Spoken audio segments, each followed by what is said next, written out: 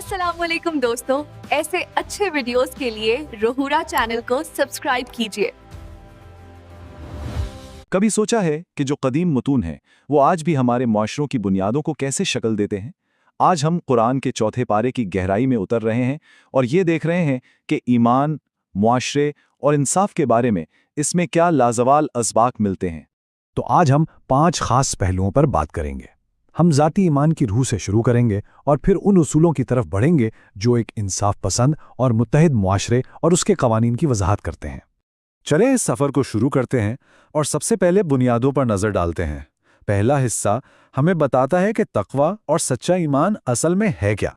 यहाँ एक बहुत ही आप कह सकते हैं कि मरकज़ी ख्याल सामने आता है कि असल नेकी सिर्फ कुछ दे देना नहीं है, बल्कि ये उस चीज़ को कुर्बान करने का नाम है जो हमें सबसे ज़्यादा अजीज़ है, और यही वो गहरी कुर्बानी है जो किसी के ईमान की सच्चाई को ज़ाहिर करती है।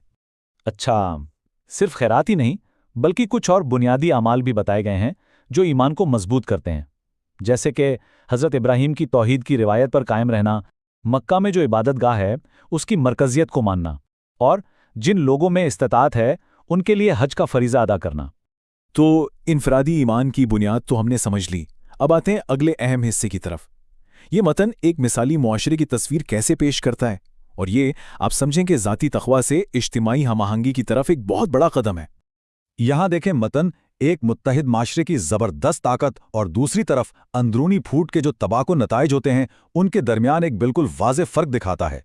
एक तरफ तो खुदा की हिदायत है जिसके साये में सब मुत्तहिद हैं, और दूसरी तरफ वाज़ेह अहकामात के बावजूद इख्तलाफ में पड़ने का ख़तरा।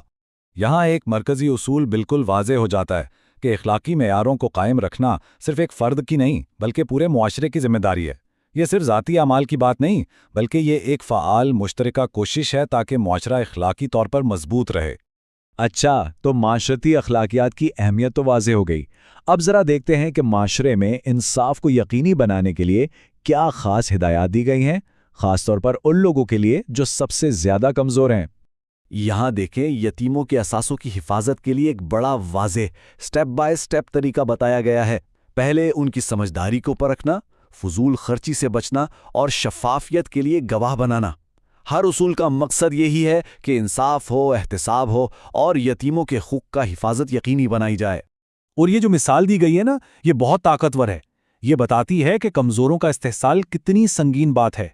इसे सिर्फ कोई माली बेज़ाब्तगी नहीं कहा गया बल्कि एक बहुत बड़ा रूहानी जुर्म करार दिया गया है जिसके नताइज भी शदीद हैं। अच्छा, तो कोई भी मुआशरा अपनी ख़ानदानी और माली ज़िंदगी को कैसे मुनज़्ज़म करता है, ये अगला हिस्सा इसी पर रोशनी डालता है और ख़ानदानी ज़िंदगी और दौलत की तक़सीम के लिए एक तफसीली कानूनी ढांचा देता है जो एक मुस्तहकम मुआशरे की बुनियाद बनता है। शादी के जो अहकामात हैं उनका मरकज़ इंसाफ का उसूल है, यानी एक से ज़्यादा शादी की इजाज़त तो है, लेकिन उसके साथ इंसाफ की एक बहुत सख्त शर्त भी है, और औरतों की जो माली हुकूक हैं जैसे महर, उसे पूरा करना लाजिमी करार दिया गया है। अब ज़रा इस खाके को देखें। यह हमें दिखाता है कि विरासत के जो पेचीदा कवानीन हैं उन्हें किस तरह एक साफ और मुनज़्ज़म निज़ाम में ढाला गया है। हर वारिस का हिस्सा बिल्कुल वाज़ेह तौर पर तय किया गया है। इसकी बुनियाद मैयत से उसका रिश्ता और ख़ानदान की बाकी साख्त है। यहाँ एक अहम बात यह है कि इन कवानीन को सिर्फ मशवरे नहीं कहा गया बल्कि इन्हें अल्लाह की मुकर्ररा करदा हुदूद कहा गया है, यानी इनकी पाबंदी करना ईमान का हिस्सा है और इनसे आगे बढ़ने पर सख्त तनबीह की गई है। और अब आते हैं अपने आखिरी मौजू पर, यानी साबित कदमी की अहमियत, और इसे समझाने के लिए तारीखी वाक़यात का सहारा लिया गया है जो हर दौर के लिए एक रहनुमाई है। इस बात को समझाने के लिए एक कहानी एक ख़ास तारीखी वाक़े जंग ओहद की तरफ जाती है, लेकिन ये सिर्फ तारीख का सबक नहीं है। इस वाक़े को एक केस स्टडी के तौर पर इस्तेमाल किया गया है ताकि ईमान, इताअत और इंसानी फितरत के बारे में गहरे सबक सिखाए जा सकें। तो यहाँ सिर्फ जंग की तफसीलात नहीं बताई गईं बल्कि इस तजर्बे से कई अहम अखलाकी और रूहानी सबक निकाले गए हैं, जैसे ये कि मुश्किलात असल में आजमाइश होती हैं, नाफरमानी के नताइज सामने आते हैं, लेकिन तौबा का दरवाज़ा हमेशा खुला रहता है, और ये कि तकदीर पर ईमान इंसान को मजबूत बनाता है। और फिर ये आयत आती है जो मुश्किलात के सामने डटे रहने और ईमान के पूरे पैगाम को बड़ी खूबसूरती से समेट देती है। ये एक याद दहानी है कि असल कामयाबी मादी फतह नहीं बल्कि सच्चे ईमान पर कायम रहना है।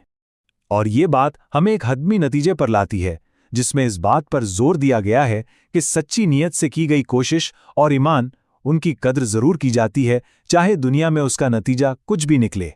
तो ये सारा तज्जिया हमें एक आखिरी बड़े अहम सवाल पर लाकर छोड़ता है कि ये जो बुनियादी मुतून हैं जो सदियां पहले नाजिल हुए, ये आज भी दुनिया भर में लाखों लोगों के लिए समाजी, कानूनी और अखलाकी ढांचे को किस तरह मुतासिर कर रहे हैं।